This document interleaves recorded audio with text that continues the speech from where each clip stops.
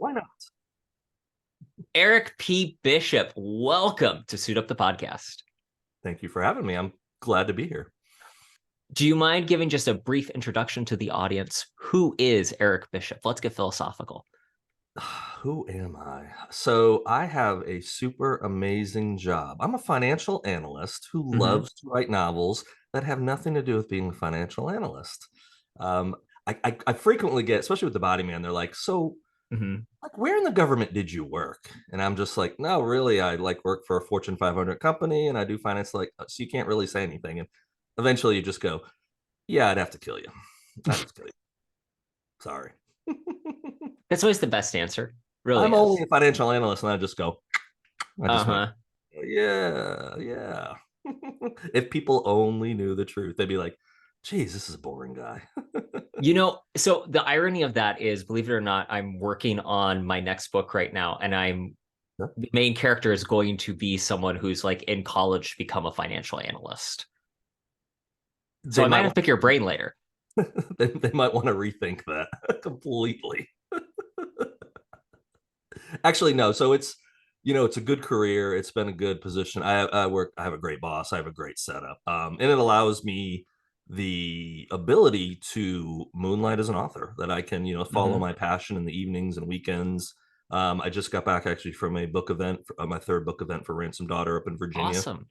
So yeah, I'm able to go, and instead of, be in a position where I can't go out and meet people and can't go do events, because I did this one on my own. So I had to talk to the boss to see if I could do a book tour, and the boss was like, I guess so. And so I did a few shows, did a few events. So That's awesome.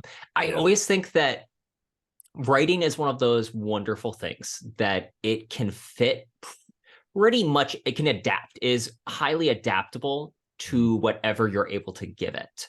And Yes, that's absolutely. why you have I mean, like, you've got the Clancy books behind you. Like that that is a picture perfect example of you can have a normal day job and then write a book that just strikes the right lightning. Absolutely. Yeah, that's a question that's come up over the years, and I've heard that asked of other authors, of do you have to have that background? Because a lot of times with the thrillers that I write, and there's not Mm-hmm. all of them, but there's a certain percentage that, the Jack Carrs or the Mm-hmm. Brad Taylors, the people that have that background and they use that experience they had in the military, or maybe they were in the FBI. Some of the authors I know were in the FBI or the CIA, especially. They use that experience and it gives them really that air of authenticity in their books. Mm-hmm. Absolutely. However, I also know several authors, myself included, that have had very ordinary bored Yeah. jobs in the scheme of it, compared to CIA or a Mm-hmm. SEAL. And Normal world jobs. normal world, yeah, real person jobs, but they can still write really good fiction. And I think Mm-hmm. that is a testament to their imagination. And Mm-hmm. that's all it takes. It takes some imagination. It takes a lot of research, Mm-hmm. depending on how specific you get. Because Yeah. if you don't get the details, or I had my first email last week from someone that read Ransom Daughter, and they're like, hey, this one part, very small, but this is my career. And Mm-hmm. everyone in Hollywood does exactly what you did in this one like paragraph. It's wrong. That's Mm-hmm. not how that technology works. And I've heard different comments on authors of how they handle those things. I'm not going to reply back with anything but, hey, thank you, because Yeah. I make a lot of crap up and I'm sure some of it is wrong. And I now know for future books that piece of software, the technology doesn't do that. Cool. I learned something new, and that's part of it. You make up a lot of stuff, but you're not gonna get it Mm-hmm. all right. I mean, at the end of the day, there's an argument made all fiction is fantasy at a certain level because you are creating this world. Yes. It's not always going to mirror ours perfectly. My favorite example of what you just described comes from, obviously, I'm a big James Bond fan. Mhm. There is a book called the Man with the Golden Typewriter, and it's all of like Ian Mhm. Fleming's James Bond letters.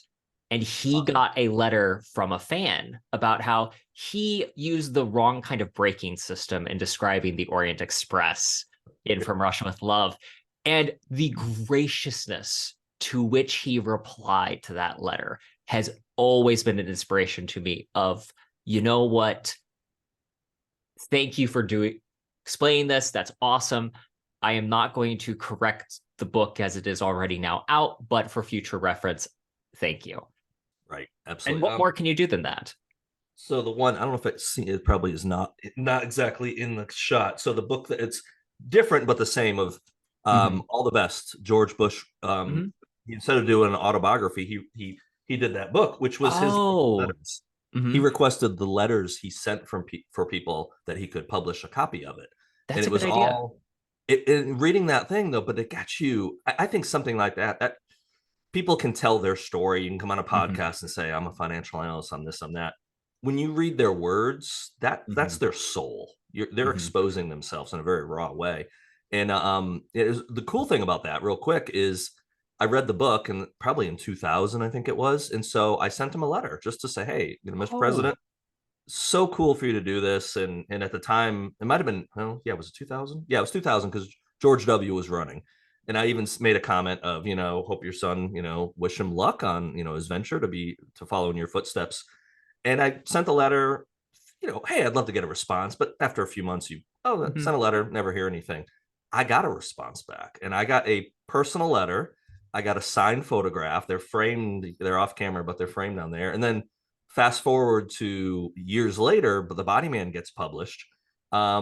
I just, because I focused so much on the office of the presidency, Mhm. I decided I was going to send a hardcover and a challenge coin. So there's a challenge coin behind me to each ex-president. Mhm. Oh, Um, cool idea. yeah, just as a thank you. Yeah. I was hoping I'd get responses. I did get two of them actually gave me responses, but one of them was George W. Bush, and I gave him not only his because the challenge coins are numbered. So I not only sent him his 43 coin, but I sent his dad's 41, even though his dad had already passed. I got the coolest letter back from him. So I have now signed picture and letter from both Bushes. I have something from Carter. I met Ford. So that the funny thing though is with the to say this with the Bush one, I got a second letter in the packet, and I'm like, oh, cool, another letter. George must have really been feeling the Body Man. No, that was from his not social media, but his communications manager that said Yeah. George was happy to sign this for you. You cannot put this on social media. Obviously, they pulled up my social media and said, geez, this guy posts everything. You can't, this is not Bush. This is not Bush saying, what a great book. This is, you put this thing on a plaque Mhm. and you don't do anything with it, buddy. That's so cool though. And that's Very cool. where so big Theodore Roosevelt fan too, because I mean, who is more awesome as president than Theodore Roosevelt? But that is one of those cool things where presidents become real people. Yes. And that is where, especially in the case of like with the Body Man, what a great idea to send the challenge coins. Mhm. Um, Marketing is everything when it comes to books. Yes. And it is so cool that you did that. It because I haven't read the Body Man yet. Can you give me just a little taste on what's the Body Man about? Yeah, so it was my fourth novel completed. It was the first one to get published, Mhm. and the elevator pitch for that is who protects the presidency? Well, that's the Secret Service, but who protects the office of the presidency? Because the occupant comes in and out. Yeah. So there's a role within the Secret Service called that they call the body man, and that person's job is not to protect the president, but protect the office Mm. and even from the occupant. So they have two roles. One of them is if the president does something that will besmirch the office, they're a glorified cleaner. You make it go Hmm. away at any cost. However, they also have the authority to prevent the president from doing something that will besmirch the office, which that actually factors into the second and third books more so than the first book. But in the first book, The Body Man, spoiler alert, it's not a couple of years, so most people know this. He's abducted in the first chapter. So the book's Okay. about trying to find out who took the body man, why did they take him? Because this is someone that has, because A of lot of secrets. role, yeah, has knows where literally knows where all the bodies are buried. Uh-huh. Um, yeah, so it got great response, and that's where I've had the most questions of, is there really a body man? Is there, Hmm. what do you know? And I'm like, well, I'm still alive, so I must not know that much. Yeah. Still one of my favorite like Tom Clancy stories is when the I'm sure you've heard this one too. Apparently, like the CIA had reached out to him and was like, how do you know this thing about the Russian whatever sub? And he's like, I made it up. Exactly. And they're like, Oh, again, that's that amazing thing though that is writing, is Yes, that we can create a world that someone actually believes is true. absolutely. Um, I recently read a book on Sherlock Holmes, and just the fact is, a lot of people, especially like towards the height of the popularity, were writing Arthur Conan Doyle letters to give to Sherlock Holmes in complete and utter sincerity, Mm. believing that the detective was real. I've been to Baker Street. I think he's real. So I've been there. I've been to London. Hey, if I you have. do a story where, hey, Sherlock Holmes shows up, definitely, like, it's always possible. It's always possible. You know that a franchise has, like, admittedly though, a franchise has run out of ideas when Sherlock Holmes is introduced, like meeting the character, and somehow Holmes has like lived thousands or hundreds of years. Batman's been at least 5 times now, I think. Yes, absolutely. Absolutely. No, it's but that's the cool thing about creating something like that that really transcends reality, Mm-hmm. but people people accept it as history, like that, like you said, like that person really existed. And how, what a cool thing. And that's part of why I did what I did for writing, is Mm-hmm. I wanted to be able to leave my kids something that's part of me, that has a story, that Yeah. has, there's pieces of me in that in those Mm-hmm. stories, not much, or not one defined character that's me, because again, it would be pretty boring character. Maybe a little exciting every now and then, travel a little bit and have some fun. But yeah, I want to be able to leave them some, because my day Mm-hmm. job, which I'm grateful for, Yeah. it's on a computer. It's in, it's month end closing and all that kind of stuff. It's nothing that they Spreadsheets. work. They're But it's they're not nothing going to I'm calling. bronze a spreadsheet. Exactly. But I can give them every book I write. And actually, they gave me a hard time because the Body Man was dedicated to my mom, and they're like, so we're your children. And I'm like, yeah, but that's mama. That's mom. You Mm-hmm. have a mom. You know how much you love your mom. And Yeah. mom was always my biggest support system. Mm-hmm. And I have to give dad my kudos too, because dad is, in my first acknowledgments, he is the one, speaking of the guy that takes up the whole top shelf there, or most of the top shelf there, he's the one that gave me my first Tom Clancy book. That's And so that's the cool. only reason I'm talking to you, is because Mm-hmm. dad gave me that book. And, eventually I got to the point where I was like, I think I can write something like this. Not that I can write Clancy, but I can write Mm-hmm. something in that Yeah. type of style. So yeah, When did you get the bug? I started in high school writing poetry. Um, Okay. Does any of it still exist? Have you reused any of it for your writing projects? Not that stupid. I'm Okay. pretty intelligent actually. So um, it does exist. It has not made its way into a story. I did look at it years back. I think around the time I started my first novel, which was called Vengeance. I kind of went back and kind of reread some of the early stuff, and it was pretty lousy. But, and this is what I tell to anyone, um, if you got something inside you, get it out. Mm-hmm. So even though it wasn't the best prose ever created, and the rhyming and the metric and everything wasn't great, it started that Mm-hmm. wheel going for me. So Yeah. the poetry turned into writing stories, and Mm-hmm. I've mentioned this in other things as well. What happened is, after college I started writing, but I have two folders on my computer to this day. One is called books, and that's like where my copy of The Body Man is. And I'm working on Breach of Trust right now, which is the follow up that'll come Mm-hmm. out late spring next year. So I have Awesome. all these folders for these books I'm either working on or have worked on since 2014. Well, I have a folder called Old Books, and that's all the stuff I pretty much wrote from college up until Mm-hmm. 2014. And every single one of those stories under that folder has something in common. I didn't finish it. Mm. So it wasn't until 2014 that I said, man, I've got to actually man up and finish something that I started. And so I did. I spent a lot of time working on some ideas, and my Troy Evans character, which is now the central character in Ransomed Daughter, that's where Troy started, was in that first novel. And, so I dug in and did it, and it didn't get published. So I wrote a second book, and that didn't get published. And I wrote a third book, that didn't get published. Wrote a couple novellas, which one of them is now over my shoulder. But that led me to write The Body Man. And now since then, I've written several books after The Body Man, even.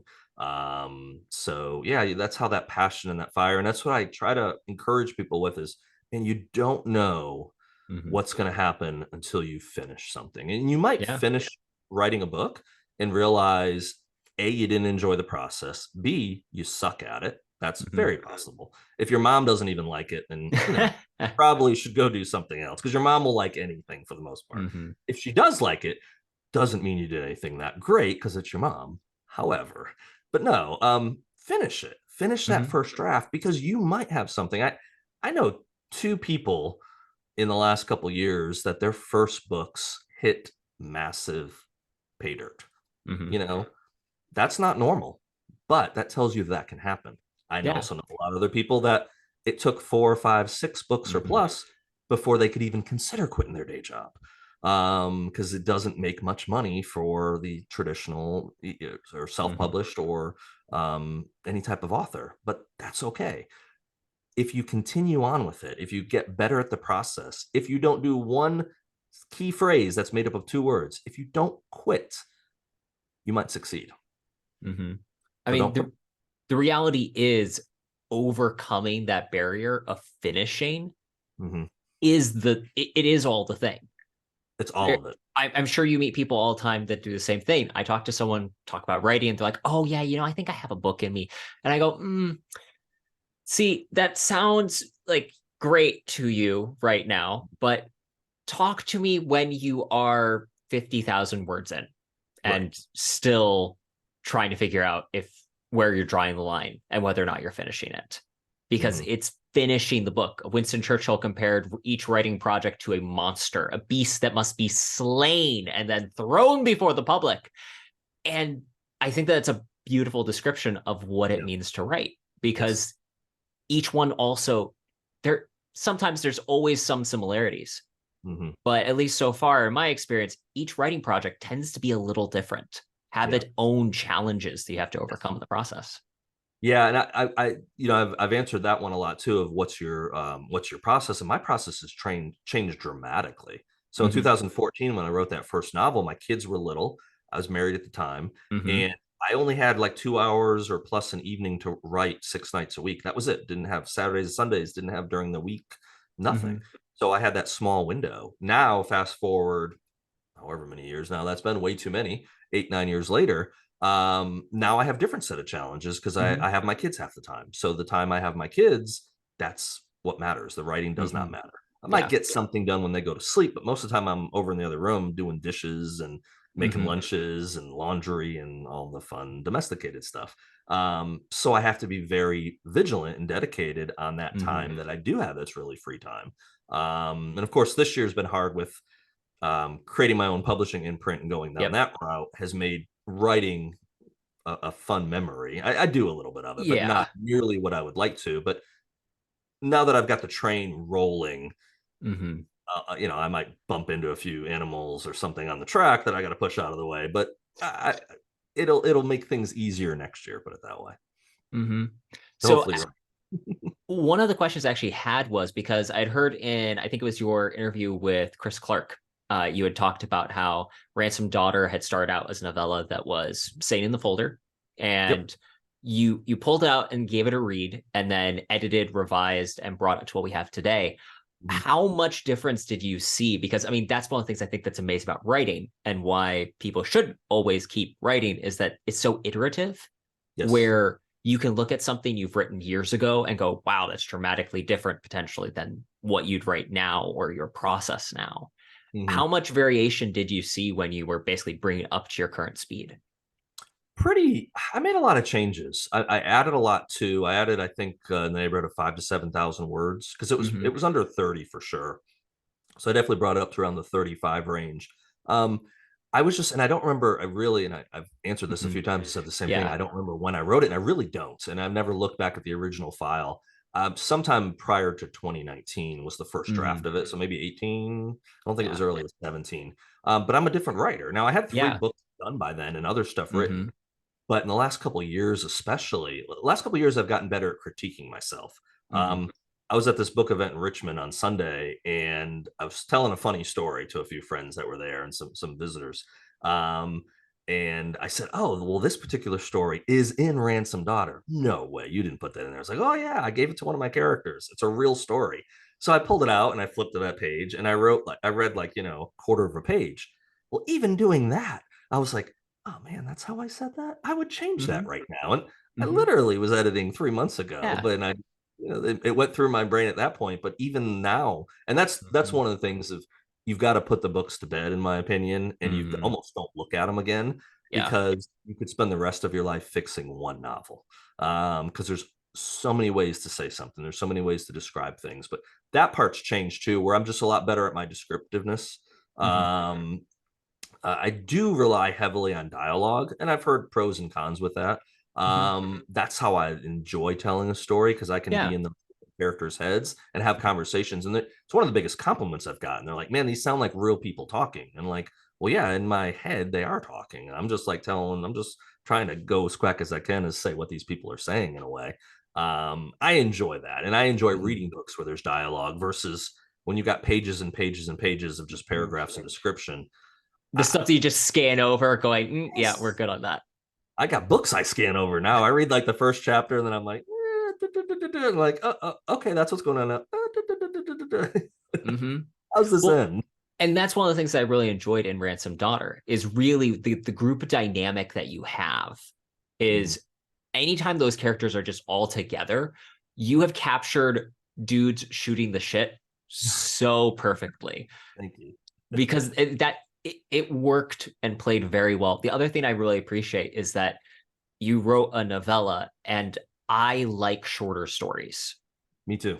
I, my main issue is like those Tom Clancy books behind you. Gorgeous, beautiful, wonderful stories. Yes, but for my beans, they're just a little too long. That's why I like Ian Fleming. And you'll notice all of his books are like really pretty thin.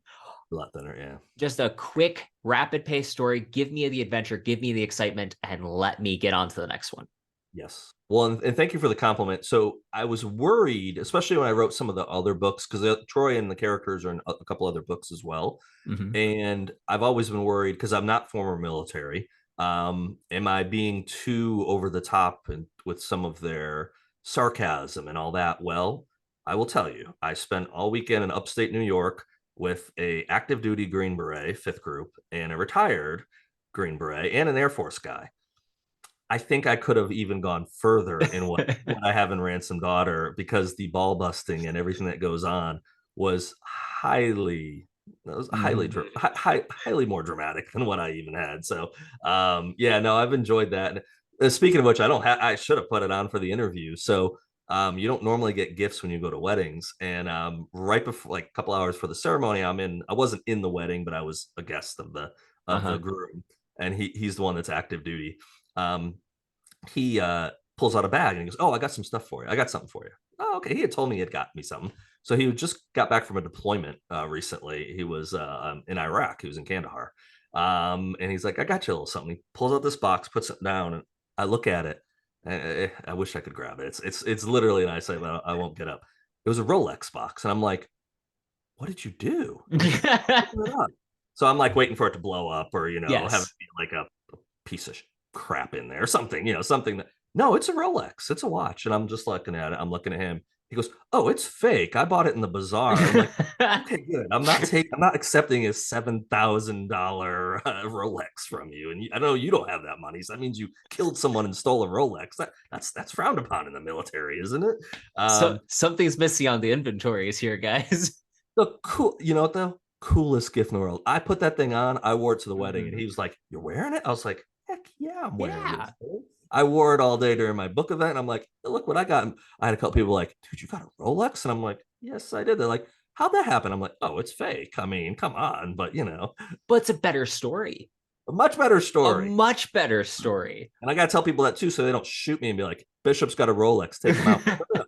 It was probably like $100. Trust me, it's Seiko. Just it says Rolex with two X's at the end. So fun. I was so happy that he was like, "I hope you like it." I was like, "Dude, the story behind." And then he gave me something else that I can't say I got Mhm. that was even cooler than the Rolex. So that Okay. one stays in the shadows. Maybe offline, I'll tell you that one.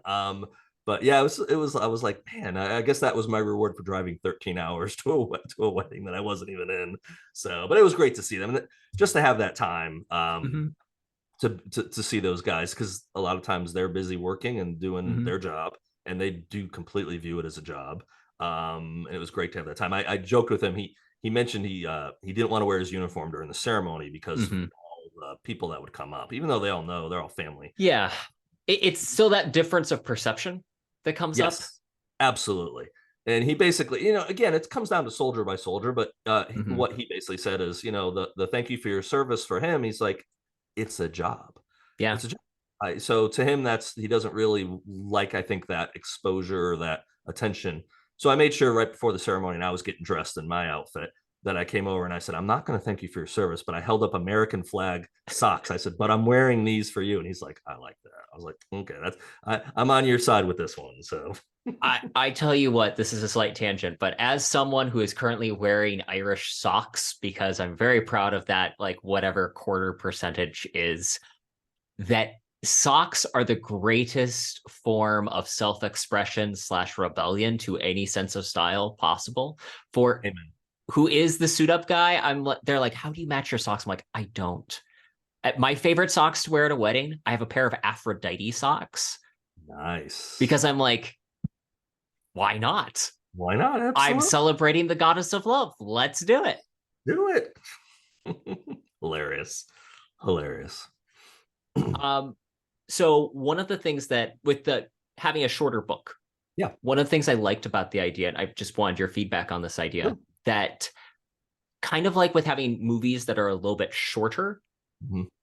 you can play them more often. And Right. when you have a shorter book, people can read it more often, or it can be read in theory by more people. Yes. Films have been doing the same thing books have, which is grossly increasing the duration of the time, thinking that's increasing the value. Mhm. I was just curious, what's your opinion on that? Having been someone who writes both novels and a novella, what's your feedback and feeling on the perfect length of a book for your taste? So this taught me a few Especially lessons. since you're publishing now Yeah, instead of exactly. just writing. It changes the economics just a little bit. It does. Well, and I'll get into that. I'll keep it brief. But so I got the rights back for Breach of Trust. I think back in January of this year, so I could come out with the sequel to The Body Man on my own. And I decided, for multiple things were going on with that, I decided to just put it away for a little while, just Mm-hmm. to look at it with fresh eyes. The publisher didn't like it, but I had authors that loved it. I loved it, Mm-hmm. and I'm like, well, I don't want my ego in being told this isn't very good or not good enough to supersede reality of, well, it's right, it's not very good. So I said, well, I'm now not going to have anything come out for a while. I've already Mm-hmm. not had a book out for almost a year at the time, or it Yeah. was a year at the time. What can I do? And so I spent, some really in-depth soul searching time and said, well, what do I have that I'm proud of that I probably have to fix, but I Mm-hmm. could put out on my own? And I read through several things. I read pretty quick one weekend. I read through some stuff, and Ransom Daughter was the top of the list for me. Mm-hmm. A, for the story, but also B, because of the length. Mm-hmm. I knew it would be the same amount of work to like hire an editor, hire a cover person, Yeah. format and Beautiful all. cover, by the way. What's that? Beautiful cover, by the way. Todd Uh, Wilkins. Todd my Wilkins knocked it out of the park. 100% appreciation is it does not look like generic action cover. Right. It very much looks like its own thing. It's entertaining. It tells a story narrative right there. Yep. So just kudos as someone who looks at far too many books. I No appreciate such thing. yours stands out. No such thing. So well done, Todd. But what I knew would save me a lot of time with coming out the novella, with using a novella, is the fact that I was going to have to go in and fix it. And then after I Mm-hmm. fix it, I'm going to go through it time and time again to find Yeah. what am I still missing, even before I gave it to beta readers or whatever. Um, well, I could read through it pretty darn quick. I could sit down in an evening and pretty much knock it out, especially nights I didn't have the kids. I could knock it out if I didn't watch anything on TV and just ate and work. Boom, I could knock Uh-huh. out one night, knock it. Okay, another night. Now go through and look for this.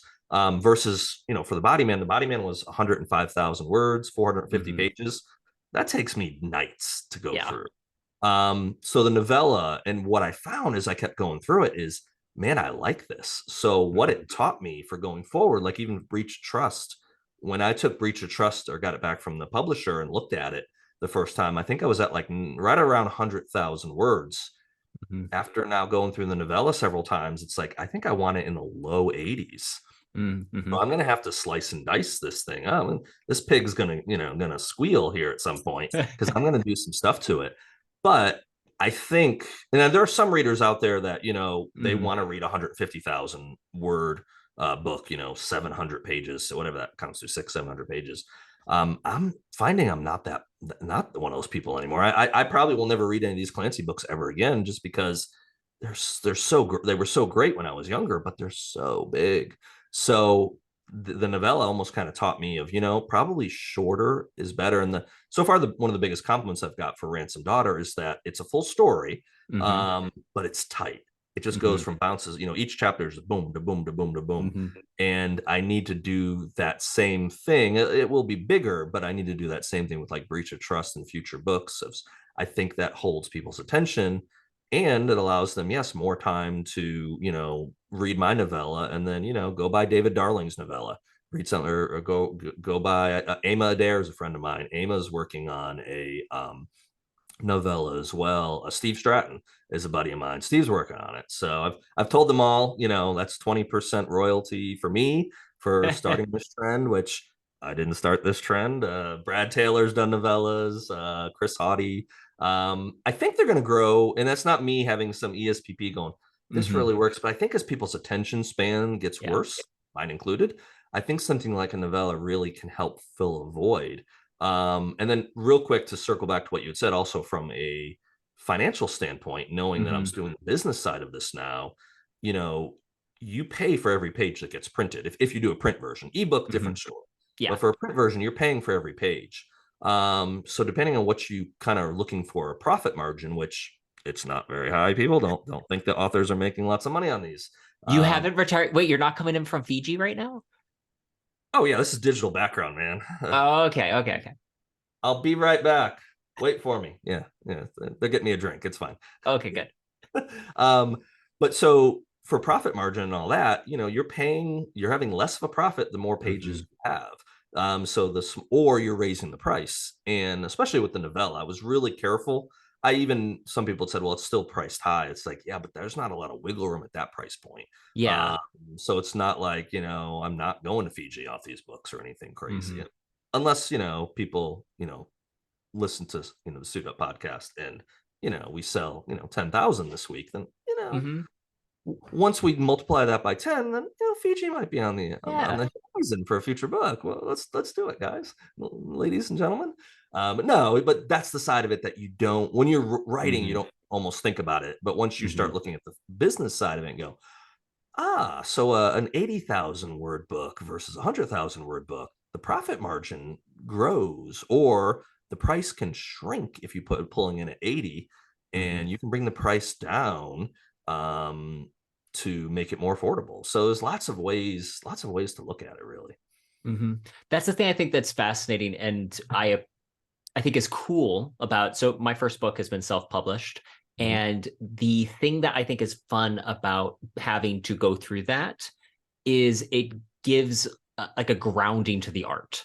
So Yes. when you're just writing, when you're just the artist and your creative juices are flowing, you're like, yes, I'm doing all these things. Then reality comes and smacks you in the head with a 2x4. And it's like, okay, how are you going to sell the book? How are you going to market the book? How are people going to know about the book? The realities of what an actual business is Yeah. come to play.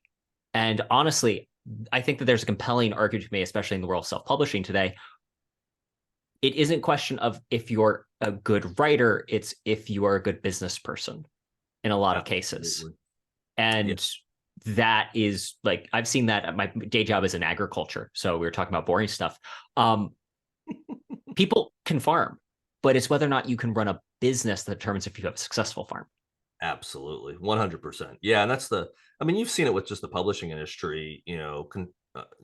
Publishers go out of business, they merge. Small publishers seem to go out of business frequently. It's a tough business. Tough This is one of racket. those things that if you don't have, from a writing perspective, it's tough, because if you don't love to write, Mm-hmm. then you're probably a psychopath to do it. Yeah. Let's be honest. If you hate writing, and but I'm going to be a writer as a career, just stop now. Stop. Go find out what you like to do in life. Life's really short. Go do Mm-hmm. something. From a business perspective, it's a whole nother layer of how do you make it profitable? Because the models obviously changed 180 degrees in the past 20 years. Mm-hmm. And now, and for a while, and the self-publishing thing was interesting because I didn't avoid it originally, because I felt it was um, not legitimate. Hmm. I avoided it because I knew, because I'm a It's a lot business, more work. Yeah. I knew it's like a full-time job. Writing is the smallest part of what you're doing almost in some regards. It's everything else that takes up the side from a self-publishing. Um, or you have to have a pretty good capital influx to be able to hire out everything. Because Hmm. if you hire out one or two things, well, that's cool. That will take some pressure off you.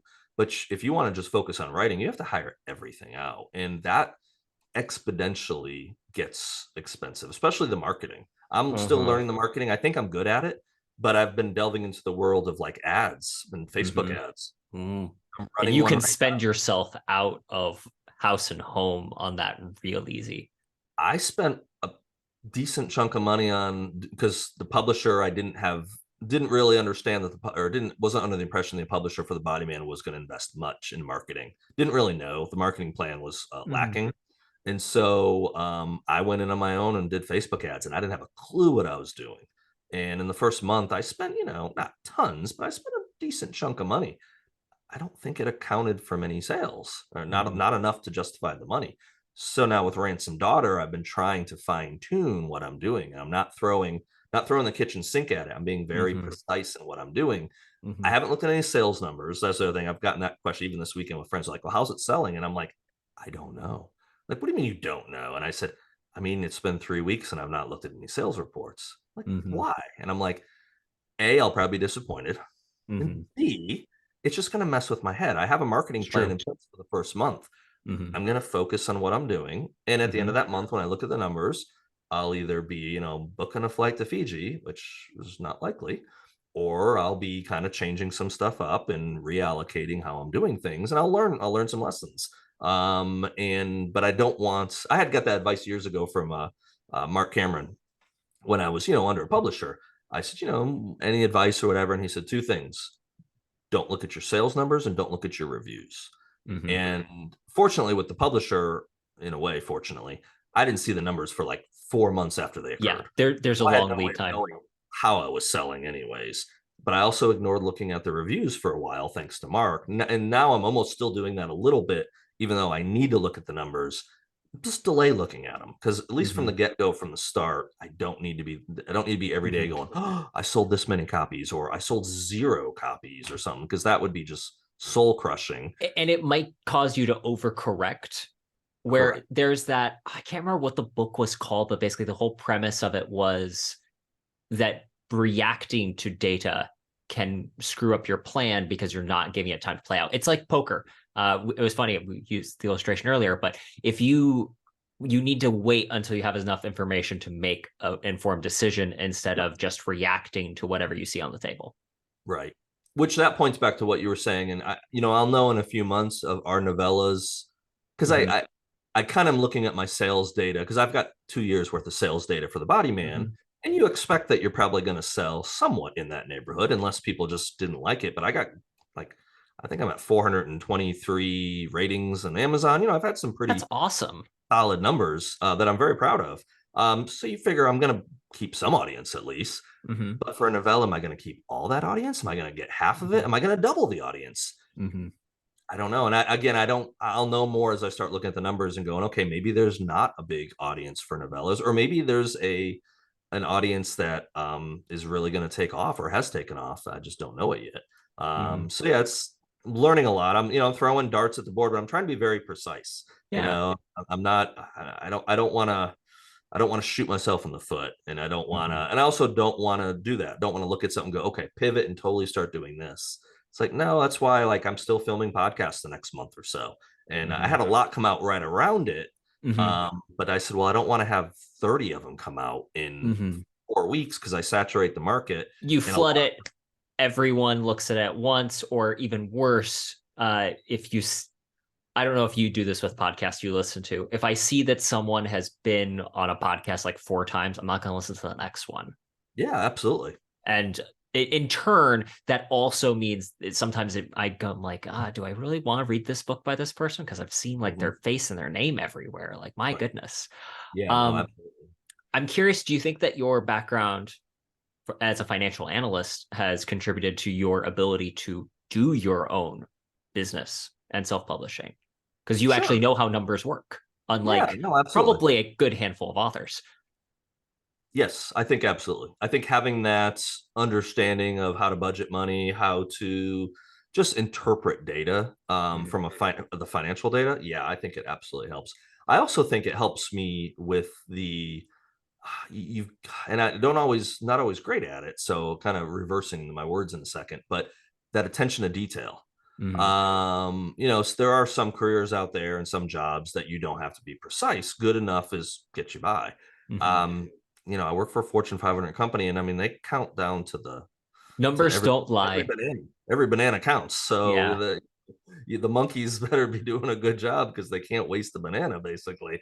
And that then helps me in the business side of, I am running my own business. It's a small Mhm. business. It's just me. One of my friends I was hanging out with this weekend for the book event said, "Okay, so when are you going to bring other authors on?" And I laughed. He goes, "Why?" I said, "Yeah, I've had a couple requests for people to, or at least, hey, would you let me come on, or would you consider bringing other people on?" Mhm. And I just said to this friend, I was just like, I pretty much told him no. And he's, "Why would you tell him no? You're great at this, and I bet you'd be successful." And I'm like, maybe, or maybe I'll screw them over because I don't know yet what I'm doing. I said, Mhm. I've been on the receiving end of someone not delivering on their promises, Yeah. and I know how that made me feel towards them or their enterprise. Not that I'm going to be able to do everything perfect from the get-go, no, Mhm. but I need to do a couple of my projects, and I need to Mhm. work out the kinks before I dare bring someone else on. Because the other thing is in learning the business side of books and being on the receiving end of being under book contracts or book contract.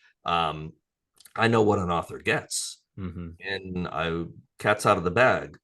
They're not super great deals. The Mhm. authors are making the least amount of anyone in these deals. I'm not going to bring authors on if they're getting anywhere near what I got for my first deal. Yeah. No, because that's not fair to them. And I signed my deal knowing what it was, so that's Mhm. on me.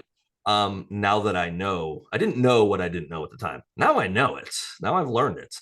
I'm not going to do that to someone. So I'd have to be able to restructure it in a way that from a publishing standpoint, I'm not going to kill myself helping someone publish a book. I've got to get Mhm. some compensation that's fair. But Yeah. I also don't think I should be getting 85% or 70% or 50%. What's the percentage that Makes it is. viable. Yes, absolutely. So that's the stuff that it's just going to take time to figure that out, and maybe forge a new way to do it. I don't know. It's and I also haven't. The other thing too is I haven't ruled out traditional publishing. I'm Mhm. working on a project with someone else actually currently. It's slow, but we're hoping to make a lot of progress this winter. And the project we have and our ambition with it, I couldn't do it under my Bruno Media Publishing. It'd have to be under a big publisher to do what we want to do. So I definitely don't rule that out, but you have to weigh things. Mhm. What's your advantage to go for traditional publishing? Do you want to get an agent, and do you want to wait 3 years before your book comes out from when Mhm. you finish the first draft? Do you want to self-publish? Cool. I respect that. Do it right though. Mhm. Don't, staying, and that's one thing I've said to people too. I learned years ago I would have tried to just do it myself because I didn't have any money. It wasn't a position where I had the support to go out and spend money on doing this. Now my life's changed a little bit. I don't have much money, but I have more free capital that I Yeah. can do it. And I'm going to only do what I'm good at. Mhm. So I'm good at writing. I think I'm pretty good at marketing, but I need to hire for some parts of that. What can't I do? I'm not an editor. And I've said this to Mhm. many people. If they were to read my first draft, they would Yeah. say, "Hey, isn't your advice to give it up if you suck at it? Maybe you should go back and listen to your podcast." No, the story's good, but it needs, after I go through it and Grammarly goes through it, or I use Mhm. different software, but Yeah. after that, I need to bring in someone that's going to polish it and get my commas right and my punctuation and my And text. it's so good to have that extra voice in the process. I Absolutely. just finished Editor of Genius, which is a book about oh goodness, I can't remember his name off the top of my head. He was the editor to Hemingway, Fitzgerald, and Thomas Wolfe. Holy cow. Literally one guy basically shaped Max Perkins, that was his name, Max Okay. Perkins. He shaped modern literature just Yeah, by who he worked with. you worked with, yeah. Those guys would not have written nearly to the level that they did if they didn't have him there going, hey, well, maybe you should change this a little bit. Yeah. Um, I know a New York Times bestseller, number one New York Times bestseller that I'm acquaintances with. I won't say friends, but I'm acquaintances with. They have an editor they hire or they use every book that Mm-hmm. gets the book before their agent even sees it. Mm-hmm. They bring in someone that they trust their voice, they're going to give it a pass, and they bring that person in. And and there's lots of ways to do it, so there's not one way that's the right way to do it, obviously. But I for me, and I know some authors that do all their own editing, and they're Mm-hmm. God bless them, I have no problem with people doing that. You're not going to see me ever do that, Yeah. because I will put out something subpar, because that's not my specialty. Now I'm Mm-hmm. better at it than I was in 2014 when I wrote Vengeance, Mm-hmm. but I'm not at it. I'm not good enough at it where I would feel any comfort level to actually put something out, because I'm sure I'd get more than one email from people that were like, "Hey, dumb dumb, do you not know the English language?" And I'd be like, no. What is that?" So Mm-hmm. You mean American, right? What is American. this English that you speak of? I live in Fiji. This is all a backdrop. What do you mean, America? Aren't you people in lockdown or something now? What are you guys doing now? What is it? Don't you have high interest rates and all these, Oh, it definitely feels that way. Let's talk about Ransom Daughter. So Troy Sure. Evans, the Omega Group, where did this idea, the germ of it start, and where are their adventures? What can you tell us about their adventures going forward? Yeah, absolutely. So I wrote it after I had kids, and I think one of the greatest fears, probably any parent experiences, is what happens if a child is taken. Hmm. Because obviously in the news, you always hear the worst of what happens, and Yeah, in that good stuff doesn't sell guaranteed. papers. Yes, correct, absolutely. You have to have some turmoil and some drama. So I kind of the idea was when I was writing some Troy Evans, and I'd written three Troy stories, and I was at like pausing it at the time because I was trying to actually get it published. And so I just started writing some one-off short stories and novellas. And that Hmm. was one of the ideas that had popped in my head. It was like, man, what would happen if like a kid got kidnapped or my kid got kidnapped? Okay. What if I could afford to pay? The money wasn't the issue. I was, I turned my expertise in finance, and I wiggled my way into the oil fields of Texas, and I made a bazillion dollars. I can pay these son of guns. That's not the problem. Hmm. What if they don't bring her back? What can I do? And they're also telling me I can't make all my contact. I can't contact any of the people I know in law enforcement and government and get her back, or they're going to kill her. So, but I know someone that I don't think they know. I'm gonna take a risk that they don't know I know, and this person might be able to help. And this person happens to be the person, the colonel that's in charge of the Omega Group. And so yeah, so send them in and see if they can get it. And so that's where it started, and then had a lot of fun with it, of going like, okay. And at the time when I was writing it, that Syria was in a different spot. It was actually a lot hotter than it is now when I wrote it. The Civil War was really like going to town, and there's still pretty, there's a lot of stuff going on in that part of the world that the average American, Hmm. you have no idea what's happening, because our media, I don't care if you're, and it doesn't matter what side of the spectrum you're on, whether you're CNN, Fox News, MSNBC, CBS, whatever, you're getting filtered news. Yes, Most of the stories are the same. There might be a left bent on one and a right bent on the other, but you're kind of getting the they're same still stuff, crooked. just slightly. Just Yeah. like that. I wonder where they get that from. Politics. Hey, what do you know? Money, whatever. No, but so in just the research that I do and the stuff I look at from a world perspective, I try to look at media, which every media does, you could say, has a bent to it, but I try to find unfiltered as much as I can. Yeah. Um, Primary source, stuff like that. yes, primary source. It's like, there's a lot of people out there say, we don't have any troops in Iraq. We pulled all those out years ago. You're stupid. You're stupid if that's what you think. You're stupid. Okay. Glad to know you're stupid. We just don't talk about what we do. We just keep it quiet. We bury our bodies when we have to. We do whatever we have to do. But yeah, so that's where the idea, and I like the idea of having that. And of course, there's a twist in there, not giving Hmm. away what the twist is to anyone, but that was a fun one to kind of engineer. But I really wanted it, especially as I fine tuned it this year. I wanted to give it that pop of interest in the Omega Group. Who is Hmm. Troy Evans? I give a little bit about him for sure out there, especially towards the end when I talk about his relationship. And that's kind of just will lead up to Hmm. something else that's going to happen in a future story. But yeah, that introduction to be able to get people excited. And someone had asked me a while back for an interview, who's your favorite character to write? And Troy's kind of my favorite because he was one of the first character I wrote in a full novel that I finished. Hmm. But the most fun character is the Jackal.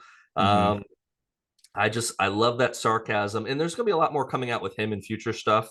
Of There is more to him than just sarcasm, stories of ex-girlfriends and Marlboros. There's a Hmm. lot of things to him. And so yeah, it's fun. And where they go next, well, um, people that buy the book, the hardcover paperback from me on my website, I send a letter out from Troy. So there's a paragraph in there that gives explicit details of what's Okay. happening this year.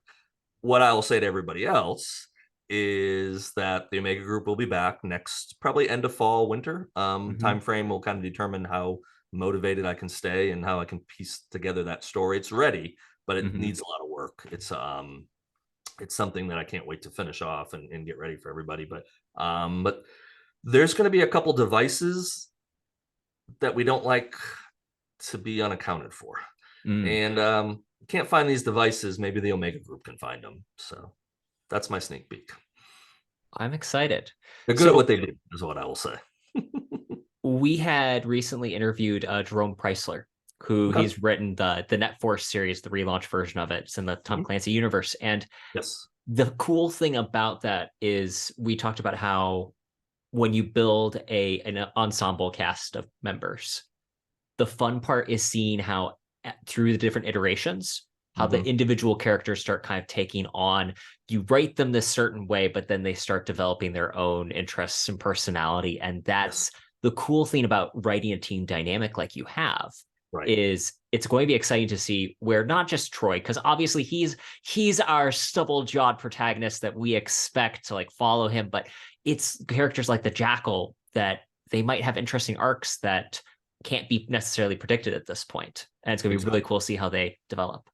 Well, the one thing too that I've said to people is, and maybe if someone comes and pulls a dump truck in my driveway, and I use that analogy. I was at Thriller Fest years ago, doing security being a loose term.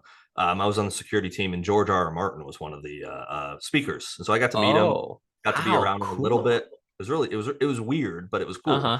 Um, and they were asking him about fame and fortune, and he was just like, "Oh, fame's horrible." He said, "I don't like being Hmm. famous. I used to be able to walk around New York and do anything I Hmm. want. I can't go anywhere now without being recognized." And he looks He's like very George. distinct. Yeah, Yes. he can't even like hide. He could dress No. differently. You'd still go, "Aren't you George?" Yeah. I mean, if you put a Gandalf hat on, they might think, "Oh, weren't you in a? Is that Dumbledore or whatever? Gandalf, whatever. There's a couple ways they'll think he's a different character, but no, he's too recognizable." But he said the fortune part's great, and he's the one that actually said when they bring the dump truck down and they dump all that cash in your driveway, that's the good part. Um, for sure, that's what you want. So it would probably take something like that for me to eat these words I'm about to say. Is I didn't want to run a Mitch Cap. I didn't want Troy Evans to be the next iteration of Mitch Rapp, and you see Mhm. him for 40 books, and Yeah. you see him for the next 50 years. No, I want Hmm. different characters. I want different Hmm. people to carry it. I have no problem killing my darlings, and I'm Hmm. not saying I'm killing Troy in the next book because I'm not. Hmm. But you might kill him the third book or the fourth book or the fifth book. I will just see where my passion goes. And the other thing too, real quick, and you didn't read the Body Man, but the Body Man ends with two of the main characters talking about a missing senator, Oh, and so I actually have a story for them that I started, and I okay. didn't get very far. That I have their own standalone book to kind of get them on their own path.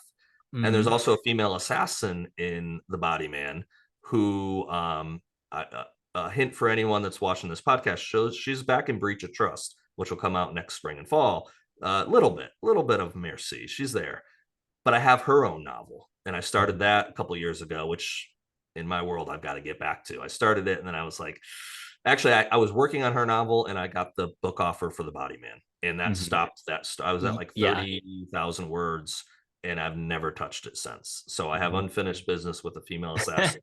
So Just a day in the life, right? just a day in life. But the cool thing too is a couple people have asked, well, Ransom Daughter is a different set of characters than the Body Man. Are you gonna, could they meet? Or are they in the same universe? And yes, they absolutely are. People Hmm. that look in Ransom, notice in Ransom Daughter, there's an Easter egg there that I'm waiting for someone to point out. that yeah, I'd like to at some point maybe put all these characters in a big room together, and we'll see who's Mhm. standing at the end of the battle or something. We'll see, or they'll go work together. Who knows? Have you watched Castle, the TV show? I have not watched Castle, and I've heard for a while that I need to watch Castle, and I have not yet. You 100% have to watch it. But the spoiler, he's a novelist, and the first episode, the main thing is everyone's like, "You killed your main character. What have you done?" He's like, "He was Mhm. getting boring. He was uninteresting. I want to write other things." Yeah, And I think that that I've heard that. is tragically the predicament that most modern authors seem to be pushed into is, Yeah, oh, you wrote a success. Great. We need a 50 book series yeah, like instantly, which sounds great in theory, but I'm sure for the authors it can get a little repetitive and boring. So I yeah, appreciate that you are willing to write multiple characters and give us interesting stories, because that yeah. at the end of the day is what excites me as a reader. Yeah, me too. I'm the same way, and I get it. I understand that. That's the part that you do figure out really quickly. Is Mm-hmm. this is a business? Yeah. And while I think the publishers want to put out good content, I don't say anything otherwise. They want to make money. So if Mm-hmm. they think, Mitch Rapp or James Reese or Scott Harveth, one of these characters, if they know that they can take that character and they can live on for the next 20 years and there'll be 20 books Mm-hmm. with them, I get it. I get it from a financial Mm-hmm. standpoint. Make your money. It's capitalism after all. But from a reader's perspective, and I think that's where the guys have to be very clever, because Mm-hmm. I think from a reader's perspective, it's really easy to lose your audience and just be like, oh, I struggle with it even as a fan of. I know when I read, Kyle Mills, he brought Mitch Rapp back from the dead, and I've loved his books. I haven't read the last one, but there is a little bit in my head that I go, well, he's going to be in chapter one, and he's going to be in the last chapter Yeah. because Don Bentley's taking over for him next year. So they're not killing Mitch, or at least I can't imagine they will, and bring another character in there. And I know the juice there is, how does he survive it? I Mm-hmm. get that. I understand the concept behind it, but it does always take a little way of a little mystery when you have one central character that carries a series. The mystery can be, 007. You could make the argument that, hey, there's been more than one 007s. You could have, like, look Yeah. at the movies and all the different actors that come in. Well, and I always feel like Bond is its own unique thing because of two, three reasons that I'll recite here to you and the podcast listeners. Please. One is that Ian Fleming only wrote 13 books and like two short stories. So, I mean, two short story collections. So, really, his run was fairly limited. And since then, there's only been like maybe, I want to just forget the entire John Gardner run. So, if we take that out, there's only like another 15 books, 20 maybe. Only more than he had ever written any Yes, originally. more than he'd ever written, but it's over such a long period of time. And Fleming's books, each one feels different. Like it's almost written to a different style and different Yes. tone, even though the films definitely can feel repetitive after a while. Right. It's very much a different kind of immortality that Bond sits in Hmm. than I would say Jack Ryan, like for Yeah. example, or even Jason Bourne, like the actual books themselves. Yes. I It's a agree. very different animal, which is more a testament to the uniqueness of Ian Fleming and James Bond. And no, this podcast does not solely exist to praise and extol our patron saint, Ian Fleming and James Bond, but he's such a I mean, great. I see him over your shoulder. Come on now. That's actually me. In That's that you? poster, Okay, I did a that's amazing. I 007 love it. poster. I wanted to like do the full thing. I got a professional photographer to take my picture. Awesome. And then I very much made my own OOT logo, which looks nothing, of course, like the 007 logo. Please don't sue me, Eon Productions. No, I Uh, think that's awesome though. Yeah, I fully agree with it. And I do think too there's characters that transcend mhm. anything else. So, and it's not knocking any of the other big literary characters, but Bond is a character that transcends even written novels. He's He's become in, like Sherlock Holmes in a lot of yes, ways. absolutely. Absolutely. There's just some things, the Lord of the Rings series. There's tons of Mhm. fantasy out there, but Lord of the Rings, while there's, there's was several books out there that chronicle, and he did a whole Tolkien, did other things as well, did other, stuff that took place before and all that. But that's just, it becomes on it's another level. It's kind of like what Rowling did with Harry Potter, Hmm. created something that's just bigger than what was originally obviously how it started, and it just became its own really universe. And that's pretty rare. There Hmm. are a few examples, but there's not 50 examples of that. It's It really a hits the handful. zeitgeist, Yeah. And and I it think just. especially for novels, Hmm. there's a couple out there, but for the most part, I think, and I think for authors, I think the ones, at least what I normally enjoy reading is something. I just got done doing an audiobook on my drive home. And it was Eli Craner's Ozark Dogs. I haven't read it. So his first book focused on football, Hmm. and then this one, he sets him in Arkansas. He sets him around where he lives, Hmm. but it was like, and he reads it himself. Um, Oh, cool. but these are standalone books, but they're so well. I mean, I literally Mhm. got done, and I can't admit to this on air, but yes, of course, I texted him at whatever time it was. I was like, Yeah. "Damn, dude, you did such," because plus reading it, and I know Eli. I've talked with him. I've been out with him before at conference, and just to hear him do the voice, and he did different voices and different Mhm. dialects, and I'm just like, man, that was so well done. So yes, that's my plug in this show. Eli, Ozark Dogs. It's gritty. Mhm. It's a hard story because of what's Mhm. going on, but man, it draws you in each chapter, and you think you know what's going on. And there was a couple moments I was like, when I finally kind of figured one thing out, I was just like, no, that's what it's going to be, and I'm like, oh, that is way too clever. But I love stuff like that, and that I've been Mhm. gravitating more towards that because it's more like crime fiction, also. So it's a Mhm. little bit away from what I normally write. And also, it's the other thing too. I'll end with is it's tight and it's short. Mhm. So you're talking about a book that's, I don't know if it's, On audiobook is probably like what, 6 hours long? yeah, seven the Mhm. maximum, maybe less Yeah. than seven, but not, Mhm. not 12-hour long audiobook or 11 and a half hour Mhm. audiobook. So it's, and that's what holds my attention. I only did I was in the car for like 26 hours over the course of a couple of days, the wedding and the book signing. It wasn't Uh-huh. crazy, but there was a story behind why I had to do it that way. So on the way up, it was Dave Grohl Uh-huh. listening to his book that he wrote, and it was in his voice, so totally the music business and really cool. And on the way back, it was listening to Eli and listening to Uh-huh. Ozark Dogs, because I didn't want to, part of it was I didn't want to like just spend 26 hours listening to just fiction. I was Oh like, I yeah. want nonfiction mixed in and some podcasts. I always do my standard anytime I'm like long drives. I pop Chappelle on. I pop Netflix. I don't watch it. So anyone watching, I don't look at my Hmm. phone or watch it, Good but I job. just pump it through Bluetooth. Well, I might look, every now and then and laugh, but no. But yeah, I just pump it through mainly just to, because late at night when I've been driving for hours, Oh, and if I keeping you have a boring laughing. podcast on, Hmm. yeah, and I'll laugh at the same darn jokes every time just as loud because it's Chappelle. It's hilarious. And, so yeah, Final question for you. So sure. tell me, you mentioned before your writing process has changed as time has gone on. Mhm. Life happens.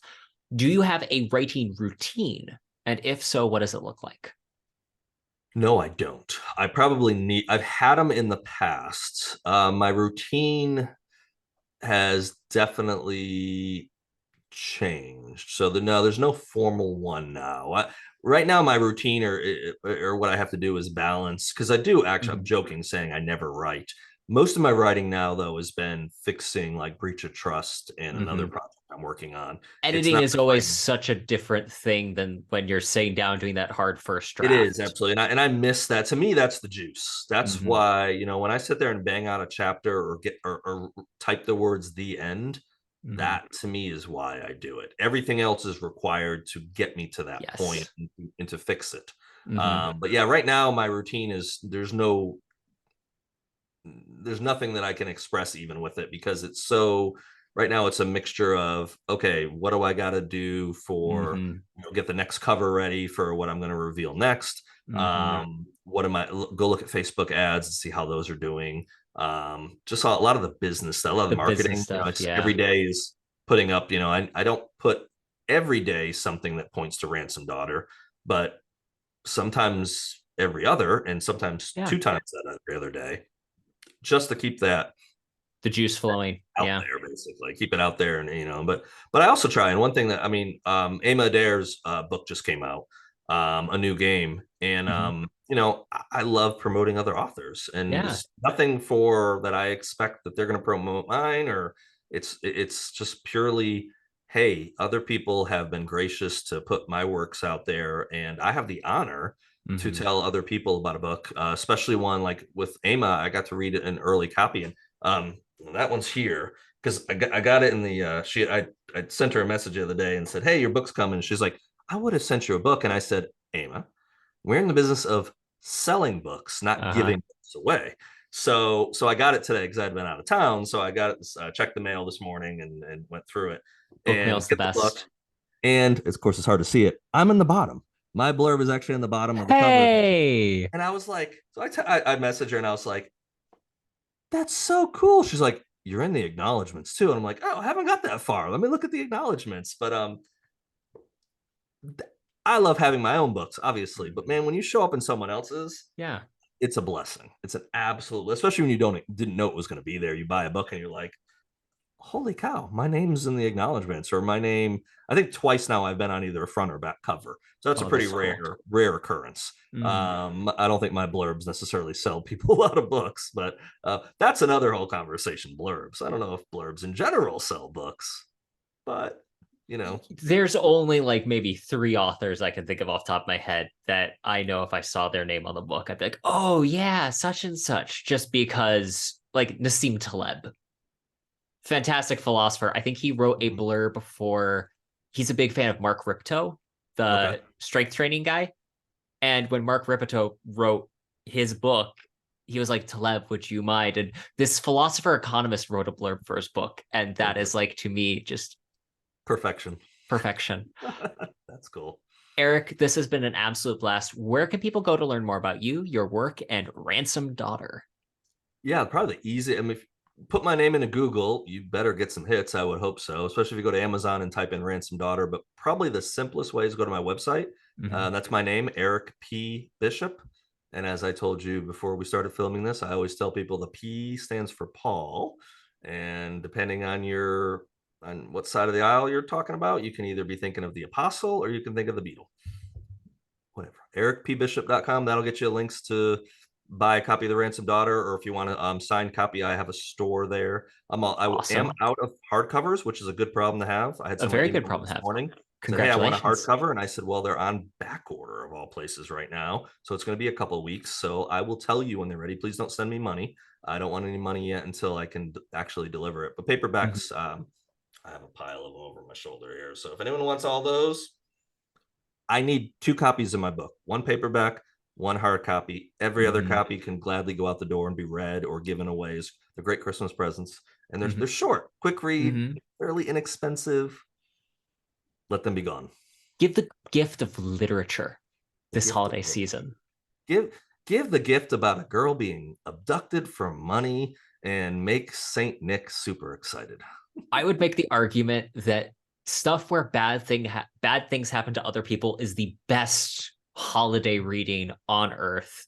As my favorite Christmas read is, I'm not sure if you're familiar with Laura Ingalls Wilder, but The Long Winter, where Absolutely. everyone is like starving and freezing to death, is my favorite winter read. I sit there curled up in my covers, eating food, stuffy in my face, going, wow, it just, this really sucks for them. Oh well. It just stimulates my appetite.